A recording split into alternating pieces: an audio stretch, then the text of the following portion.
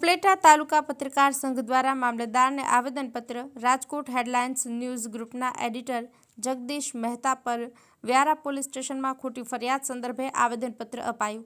Rajkot headlines news ગ્રુપના editor નીડર senior પત્રકાર જગદીશ મહેતા પર કહેવાતા આદિવાસી નેતા તુષાર ચૌધરીએ વ્યારા પોલીસ સ્ટેશનમાં આદિવાસી સમાજનું ડિબેટ કરી અપમાન કર્યાની ખોટી રીતની પોલીસ ફરિયાદ કરેલ છે।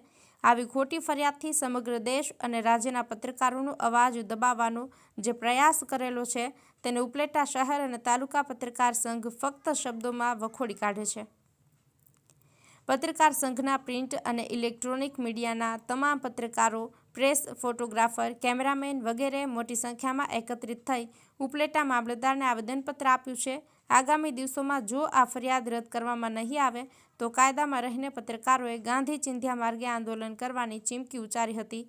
આ તકે સમગ્ર ઉપલેટા શહેર પત્રકાર સંઘ દ્વારા આનો ઉગ્ર વિરોધ નોંધાવી ખોટી ફરિયાદ પાછી ખેંચવા રજૂઆત કરાઈ છે।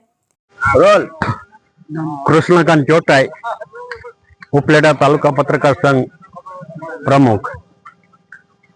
છેલ્લા ઘણા સમયથી આ જગદીશભાઈ મહેતા ગ્રુપ એડિટર છે, તેઓ વિડીયો દ્વારા, સોશિયલ મીડિયા દ્વારા લોકોના પ્રશ્નો ઉજાગર કરી રહ્યા છે।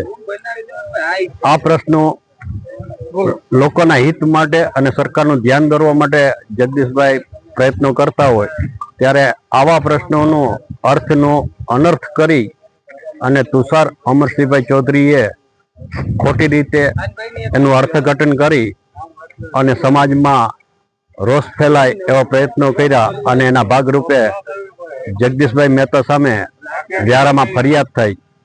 આ ફરિયાદનો ઉપલેટા તાલુકા પત્રકાર સંઘે વિરોધ કરી અને આજે રાજ્યના ગૃહમંત્રીને ઉપલેટા મામલતદાર મારફત આવેદનપત્ર આપી આ ફરિયાદની પૂરી તપાસ કરીને ફરિયાદ રદ કરવાની માંગણી કરેલ છે।